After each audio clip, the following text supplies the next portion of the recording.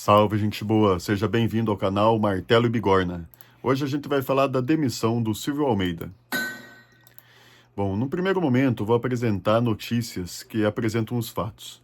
Em seguida eu vou fazer reflexões. Já alerto aqui que eu não vou nem dizer que ele é inocente nem que ele é culpado. Isso é a polícia e a justiça que vai investigar, os juízes que vão decidir. Aqui a gente vai fazer reflexões somente sobre a justiça, né? Vamos então aqui apresentar os fatos. No portal Poder 360, tem uma reportagem aqui intitulada Silvio Almeida é demitido após acusações de assédio.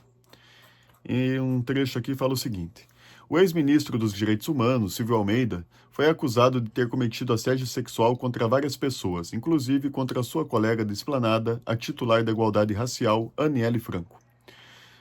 Mais adiante fala: conforme a reportagem publicada pelo Metrópolis, os supostos assédios incluíam um toque nas pernas de Aniele, beijos inapropriados ao cumprimentá-la e expressões de conteúdo sexual.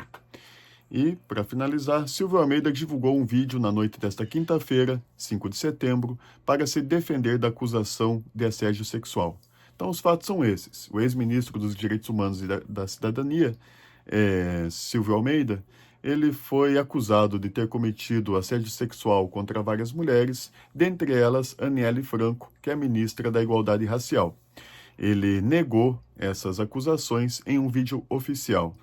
Inclusive, esse vídeo oficial foi criticado pelo presidente Lula, né? Que numa reportagem do Globo, a manchete é a seguinte: em reunião com Silvio Almeida, Lula disse que não gostou de ministro usar a estrutura do governo para se defender de acusações.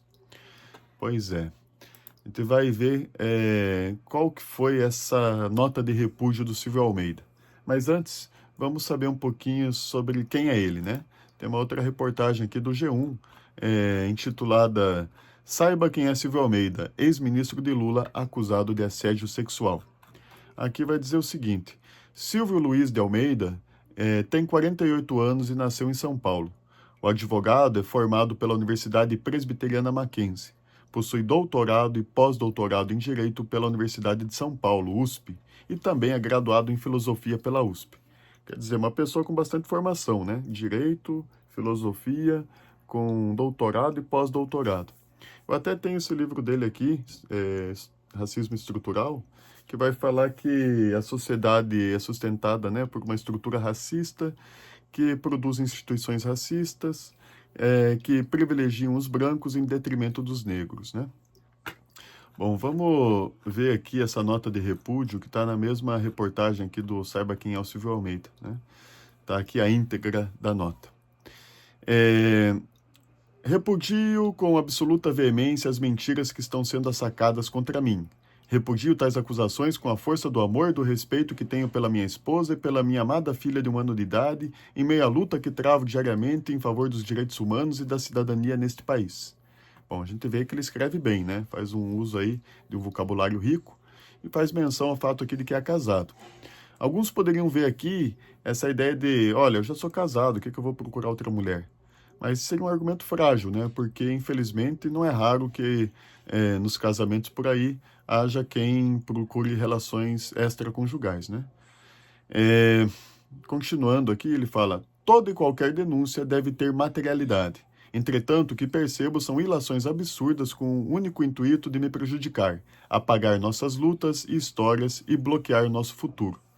Bom, aqui ele fala que tem que ter prova. Difícil é ter essas provas, né, numa denúncia como essa, porque fala ali que foi toque na perna, beijo inapropriado ao cumprimentar e expressões de conteúdo sexual. Se essas expressões não foram veiculadas, né, por aplicativos de mensagem, né, mas foram no tete-a-tete, sem gravação, sem testemunha, fica difícil ter essa prova material, né? Às vezes, acaba que a prova material é a própria denúncia, né? E aí é meio complicado, né? A gente vai falar um pouco disso depois. Aqui também ele fala assim, ó, primeiro no singular e depois no plural. O intuito de me prejudicar, apagar nossas lutas. Então ele está mais ou menos dizendo assim, ó, ao me prejudicar, prejudica todos nós. Talvez no sentido dele ser ministro, e aí lutando pelos interesses do povo, né? Derrubar ele seria também derrubar alguém que lutava pelos interesses do povo, né? Porém, se ele for provado culpado, aí não haveria essa coincidência, né? Em me derrubar, derrubaria os interesses do povo, né? Porque deixaria de ser uma forma de combater o machismo, e com isso, na verdade, ao derrubá-lo, o povo ganharia, né? Claro, né? Repetindo, se ele for, assim, provado culpado, né? Talvez por isso também ele tenha usado a máquina pública para fazer essa nota de repúdio, né? Porque então ele considerou que era uma questão assim ao defender a si mesmo das acusações, seria também estar ali a favor do povo, né? Lutando pelos direitos humanos, pela cidadania de todos, né? Então, por isso ter usado a máquina pública para isso, né? Agora, caso ele seja provado culpado, ele, na verdade, estaria usando a máquina pública somente a seu favor, né? Para tentar aí se proteger com mais esse aparato, né? Bom, continuando. Confesso que é muito triste viver tudo isso. Dói na alma. Mais uma vez, há um grupo querendo apagar e diminuir as nossas existências, imputando a mim condutas que eles praticam. Com isso, perde o Brasil, perde a pauta de direitos humanos, perde a igualdade racial e perde o povo brasileiro. Aqui, né, no caso de que ele seja inocente, realmente, né, é muito triste e dói na alma, né? Seria como aconteceu com Sócrates, né? Que ele fala assim, olha, vocês me acusaram tanto que as pessoas acabam, mesmo que eu prove a minha inocência, as pessoas acabam acreditando mesmo. Fica aquela coisa assim, onde há fumaça, há fogo, né? Parece que uma vez que se levantou suspeita sobre alguém, ainda que se prove a inocência, fica meio que, na verdade, não se provou, faltou só mais provas para verificar a culpa, né? Então, a gente tem o caso aqui emblemático no Brasil, né, da escola base. Quem não conhece, pesquise, né? Mas foram aí diretores de uma escola que foram falsamente acusados e estragou a vida deles, né? Me lembra também um filme chamado Dúvida, onde um padre, num sermão, fala que teve uma vez uma mulher que chegou para um padre e falou que ela espalhou o boato sobre alguém. E aí o padre fala, olha, antes de te dar o perdão, tu pega um travesseiro de penas, sobe no telhado e rasga ele. E ela faz isso, estava ventando e as penas se espalham. Aí ela volta para o padre e ele fala, agora junte essas penas e refaça o travesseiro. E ela fala, é impossível. Ele fala, assim é a maledicência. Não há como reparar o dano feito, né? Mas aqui também ele fala que há um grupo, né, contra ele, que imputa a ele condutas que eles praticam. Bom, que grupo seria esse, né? Aqui fala que esse Me Too Brasil, né, colhe aí denúncias de mulheres, né? Seria o Me Too Brasil? Seria esse grupo de mulheres? Essas mulheres, então, que imputam a ele o que elas fazem? Seria isso? São perguntas, né? Mas é estranho, né? Esse grupo seria quem também? A oposição. Ele é de esquerda, né? Me parece. Então seria um grupo de direita, de oposição ao governo? Mas não, porque a Aniele Franco também me parece, né, que é de esquerda. E é também do governo. Seria então um grupo racista contra ele porque ele é negro? Mas a Aniele Franco também é negra. Então, né, não teria como ter uma motivação racista aí. Então ficou assim um argumento um tanto frágil aqui, né, me parece. Continuando. E aí ele fala também que perde, né, o povo brasileiro perde. Se de fato ele for inocente, né, perde porque é um cara que está lá lutando pelos interesses, né, do povo, né, se de fato ele é inocente. Agora, se for provado culpado, na verdade não perde a igualdade racial, não perde o povo brasileiro, né? Pelo contrário, né? seria aí uma vitória contra o machismo, né? E a pauta da igualdade racial não seria prejudicada pela sua destituição, né? Caso ele venha a ser provado como culpado, né? Toda e qualquer denúncia deve ser investigada com todo o rigor da lei, mas para tanto é preciso que os fatos sejam expostos para serem apurados e processados. Novamente, ele pede provas materiais, né? Vou continuar aqui. E não apenas baseados em mentiras sem provas. Encaminharei ofícios para a Controladoria Geral da União, ao Ministério da Justiça e Segurança Pública e Procuradoria Geral da República para que faça uma apuração cuidadosa do caso. Então ele pede os fatos novamente, né, as provas, mas como eu disse, né, é difícil ter essa prova de um beijo inapropriado ao cumprimentar, né? E aí fica assim, como seria isso, né? Se a prova for a própria denúncia. Vamos já falar um pouco sobre isso. Se a prova for a própria denúncia, aí isso pode também complicar quando a pessoa é inocente, né? Você prescindir da presunção da inocência, né? Então, basta você ser acusado para que você seja considerado culpado. Então, isso aí, se for uma falsa acusação, a pessoa vai estar condenando, né? Um inocente vai estar sendo condenado. Agora, vamos imaginar então que a denúncia ela não seja suficiente, né? E então que precise de outras provas. Daí a pessoa não tem outras provas, ela sofreu a injustiça, sofreu assédio, mas não tem outras provas, somente tem o seu próprio testemunho. E aí ela resolve dar essa queixa. E daí pedem, mas olha, e se você estiver mentindo, né? Precisamos de provas. Ainda a pessoa não só vai ter sofrido a violência, né, de um assédio, como ainda vai ser colocada em descrédito, né? O seu relato, na verdade, pode ser uma farsa, uma mentira. E ainda pode até, de repente, sofrer aí uma imputação de denunciação caluniosa, né? E ainda responder por um crime, né? Que, na verdade, não cometeu, né? É como se reforçasse na vítima a injustiça. Bom, na sequência aqui da nota repúdio, até ele comenta a respeito da denunciação caluniosa. Fala assim: as falsas acusações, conforme definido no artigo 339 do Código Penal, configuram denunciação caluniosa. Tais difamações não encontrarão par com a realidade. De acordo com movimentos recentes, fica evidente que é uma campanha para afetar a minha imagem enquanto homem negro em posição de destaque no poder público, mas estas não terão sucesso. Isso comprova o caráter baixo e vil de setores sociais comprometidos com o atraso, a mentira e a tentativa de silenciar a voz do povo brasileiro, independentemente de visões partidárias. Então aqui ele fala, né, da denunciação caluniosa, né? É aí um mecanismo para se defender de falsas acusações que a justiça brasileira dispõe. Mas ele fala também, né, que está atacando a sua imagem enquanto homem negro. Novamente, esse argumento não parece assim ser forte, né? Uma vez que uma mulher negra, né, que obviamente não tem motivações racistas, né, fez aí a denúncia. Para finalizar, o último parágrafo ele fala assim: quaisquer distorções da realidade serão descobertas e receberão a devida responsabilização.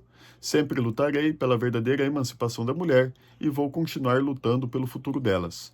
Falsos defensores do povo querem tirar aquele que o representa. Estão tentando apagar a minha história com o meu sacrifício. Silvio Almeida, Ministro de Estado dos Direitos Humanos e da Cidadania. Bom, aqui então ele fala que vai sempre lutar pela verdadeira emancipação da mulher. Dá a entender assim, existiria uma falsa emancipação da mulher? E se existe, né? Ele sabe distinguir qual é a verdadeira emancipação da mulher e qual é a falsa emancipação da mulher? Né? Quando a gente vê que se usa justamente argumentos de local de fala, ele sendo homem poderia dizer isso, de que ele sabe qual é a verdadeira emancipação da mulher? É complicado também aqui, né? Enfim, Se ele for inocente, né, que se prove a sua inocência mesmo, e escreveu essa nota aqui, né? E aí ele fala que perde o povo brasileiro porque está perdendo ali quem o representa, né? Agora, vamos ver também o lado aqui da Aniele Franco, numa reportagem aqui do G1, Jornal Nacional. Aniele Franco fala sobre denúncias de assédio sexual contra Silvio Almeida. Não é aceitável relativizar ou diminuir episódios de violência. A ministra da Igualdade Racial falou pela primeira vez sobre o caso após o presidente Lula demitir o ministro dos Direitos Humanos. Aqui na reportagem vai ter uma citação da fala dela, que é assim. A ministra diz ainda: não é aceitável relativizar ou diminuir episódios de violência. Reconhecer a gravidade dessa prática e agir imediatamente é o procedimento correto. Por isso, ressalto a ação contundente do presidente Lula e agradeço a todas as manifestações de apoio e solidariedade que recebi. Tentativas de culpabilizar, desqualificar, constranger ou pressionar vítimas a falar em momentos de dor e vulnerabilidade também não cabem, pois só alimentam um ciclo de violência. Peço que respeitem meu espaço e meu direito à privacidade. Contribuirei com as apurações sempre que acionada. Então aqui a gente tem essa questão, né? Também a Aniele Franco aqui, né, se expressa muito bem. E aqui tem essa questão da culpabilizar, desqualificar, constranger ou pressionar vítimas a falar em momento de vulnerabilidade, alimentar o ciclo de violência. Então, de um lado, a gente tem a ideia de presunção da inocência, né? E do outro lado, a gente tem a ideia também de culpabilização da vítima. Então, vamos imaginar nesse caso, onde não haja materialidade para além da denúncia. Por um lado, isso pode, se a própria denúncia for considerada prova, né, talvez uma falsa denúncia tenha sucesso em condenar um inocente. Por outro lado, né, se a denúncia não for considerada prova, nesses casos onde é tão difícil ter outra materialidade, a vítima, ela, além de ter sofrido o assédio, ela ainda vai ser colocada em descrédito na sua denúncia e ainda vai poder responder por denunciação caluniosa, quando na verdade não se trata de calúnia, né? Mas como ela não teve como provar para além do próprio testemunho, né? Se reforçaria contra ela aí a violência sofrida. Então, claro, né? Aqui eu estou abstraindo, não estou falando só desse caso em específico, né? Mas nesse caso tem outras mulheres que também ali fizeram e, como eu falei, a polícia, a justiça que vai apurar aí se o Silvio é ou não é, o Silvio Almeida aí, se ele é culpado, se ele é inocente, né? A justiça que vai esclarecer isso futuramente. Mas a gente vê que é interessante também pensar, né, que nas fragilidades ali da argumentação da nota de repúdio do Silvio Almeida, né? Porque não é alguém que é de oposição do governo que fez a denúncia, né? Não é alguém que teria motivações racistas, né, que fez a denúncia. E aí nessa história, né, como às vezes é muito comum na esquerda interpretar a realidade por marcadores assim sociais, né, como raça, etnia, né, gênero e tal. Aqui a gente tem um caso, né, que são duas pessoas do mesmo espectro político, duas pessoas que são ministras, né, teriam assim um poder político assim semelhante, né. Só que um é homem, né, e assim, numa interpretação de que a sociedade seria machista, ele teria vantagem na sua credibilidade, na sua fala, e a outra é mulher, né, estaria então assim em desvantagem nesse marcador social, né, considerando aí a hermenêutica de que seria uma sociedade machista, onde a fala da mulher teria menos crédito, né. Porém, a gente sabe também das lutas do movimento feminista, né, e que tem, né, uma contrapartida forte, assim, de resistência a que não prevaleça a palavra de um homem só por ser homem, né, e que não se coloque em descrédito uma palavra da mulher só por ser mulher, né. Então, essas são as reflexões que eu trago para vocês aí hoje, né? Salvar um culpado ou condenar um inocente, né? Quando, na verdade, muitas vezes salvar um culpado é também condenar um inocente. E também a dificuldade aí de se pensar em, por um lado, a presunção da inocência, né? Até que se prove o contrário. E quando não há uma prova para além da própria denúncia, também como que seria difícil, né? Não incorrer no erro de culpabilizar a vítima. Um abraço para vocês e até o próximo vídeo. Tchau, tchau!